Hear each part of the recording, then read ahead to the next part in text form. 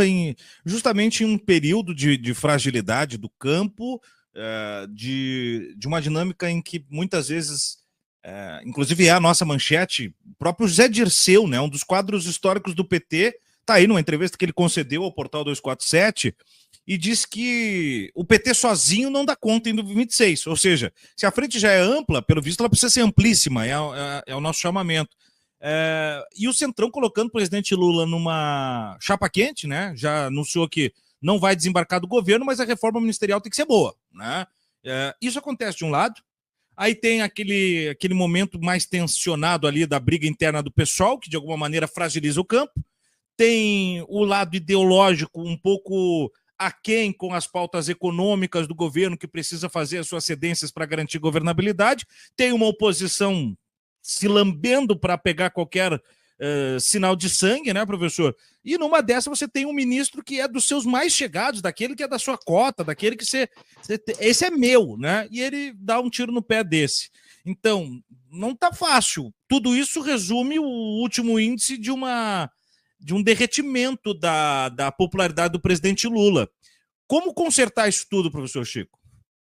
Olha, eu acho que... Eu não sei se essas pesquisas são plenamente confiáveis ou não, mas elas também não inventam as coisas em seu modo absoluto. Elas captam tendências. E a tendência é essa, não há maior dúvida. Se é 24, 22, 28, aí é problema de medição, né? Mas o que a gente vê claramente é que a gente está num governo, né, o Lula 3, onde falta largamente, né, uma proposição de avanço, de mudança, de transformação. Eu fui secretário de Estado, fui outras posições no governo Leonel Brizola, nos dois governos, e o Brizola sempre falava para a gente o seguinte: não me tragam programa para tapar buraco de rua, isso é obrigação de vocês. Eu quero alguma coisa grande, eu quero alguma coisa diferente, eu quero alguma coisa que mobilize as pessoas. O que a gente está vendo no governo Lula 3, né, é uma política de tapar buracos do capitalismo periférico. Né? É uma coisa assim de vamos aqui fazer austeridade, vamos aqui fazer isso, não vamos desagradar os bancos, não vamos... E isso não é uma política. Não, só para a gente ter uma ideia, quer dizer, a reforma agrária parou. Né? Uhum. Parou. Né? Ela está mais parada do que teve, por exemplo, no governo de Fernando Henrique Cardoso. Né? Ela não se acha. O ministro é petista, né? É um petista histórico, mas está parado. Mais do que isso, o MST, esse mesmo movimento que serviu de segurança do Lula, que deu apoio físico para Lula não ser morto, que montou o acampamento de Curitiba durante aqueles dias todos, etc., está sendo criminalizado no Congresso Nacional sob o silêncio do PT. Né? Fora, obviamente, de pessoas que têm uma atuação muito forte, como Gleisi Hoffmann, que tem lutado contra isso. Mas está Inclusive lá. com um assassinato recente, né, professor? O assassinato de um membro do Congresso. Gente, né? A gente está vendo coisas assim, por exemplo, comprar arroz na Tailândia para resolver o problema do Rio Grande do Sul, quando, na verdade, o MST é o maior produtor do Brasil de arroz. Né? A mesma coisa com café. Né?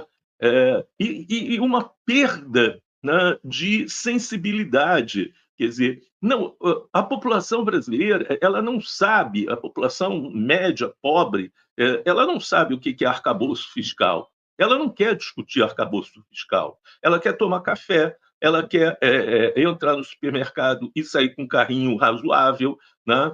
Ela não está nem pensando se a picanha com cerveja, né, no fim de semana vai acontecer ou não. Pelo jeito, não vai. Né? Ela está notando que se diz que a inflação caiu, mas as compras, né, ovos, tomate, né, café, arroz, foram para a estratosfera. E isso aplica-se diretamente à popularidade do governo. A gente tem... Eu lembro quando o ministro Haddad taxou as compras via internet, a tal taxa da blusinha, né? É. que permitia que um pobre comprasse um tênis, que era falsificado, que não era nenhuma coisa, era feito lá em Taiwan, né, falsificado, a pampa, né? Ele respondeu: eu não sei o que se compra não, porque eu só uso a rede para comprar livros. Olha, isso é É uma descolado em realidade. insensibilidade. É uma insensibilidade. A gente está precisando, agora os jornais caíram em cima do Lula, porque ele passou o fim de semana dando banho em Jabuti, no Palácio do Planalto, né? Quer dizer, em vez de ir a uma manifestação popular, em vez de encontrar as pessoas, em vez de fazer alguma coisa, né? O mínimo, ir a um cinema ver Ainda Estou Aqui. Não adianta ver em sala fechada dentro do Planalto, não. Teria que ir lá no cinema, ver com todo mundo, né? Não acontece, né? Eu tenho dúvidas muito fortes se essa ênfase imensa, né, de um lado, nas questões de austeridade, e, de outro lado, esse encastelamento do Lula, feito pelo Rui Costa, pelo Padilha, que criaram, né, uma muralha em torno do Lula, né, se isso não tem um grande efeito nessa queda da popularidade do presidente. São as questões de recorrência, né? Que tem que fazer essa análise. O que está mais constante desde o começo do governo? O senhor trouxe no diagnóstico aí alguns dos efeitos, né? A Inês diz: vocês também criticam tudo, cansa. Inês, mas me diga uma coisa: você acha que algum desses pontos criticados aqui, eles são injustos? Eles são desconexos com a realidade? O que cansa, Inês, muitas vezes a gente não conseguir ter a liberdade para botar na mesa aquilo que nós precisamos melhorar, sabe? Eu diria, Thiago, que eu estou fazendo exatamente o que o presidente Lula pediu. No discurso de posse dele, ele disse: por favor, me ajudem, critiquem o que está errado, né? Defendam as coisas certas, mas não parem, continuem, né, em torno do debate. Ele falou textualmente: critiquem as coisas que estão erradas. O que a gente está fazendo é ajudando o Lula. De Né? toda Porque, na forma. verdade, o que a gente tem é Lula. Não há alternativa ao Lula. Esse é um outro problema. Qual é a alternativa ao Lula? O Lula acha que o Haddad vai ganhar a eleição. Ele não conseguiu ganhar nem a prefeitura de São Paulo, né? Depois de ser prefeito, estando no cargo. Como vai acontecer isso? Se chegar um candidato e dizer: meu grande programa foi austeridade orçamentária, isso não funciona. Isso não funciona. Não, o candidato é Lula. Inclusive, Dirceu reforçou que tem que ser, né? Não tem outro escape. Eu acho que a nossa discussão para o caráter sucessório é para 2030. Nós vamos ter que começar a falar da sucessão antes de 26, porque Lula, se tudo der certo, é reeleito, mas já pensando em quem o sucederá, né? Porque aí com certeza tem que ser alguém, né, que reúna as habilidades possíveis para chegar o mais próximo possível desse tamanho, em que pese ser impossível repetir um fenômeno como Lula num curtíssimo espaço de tempo.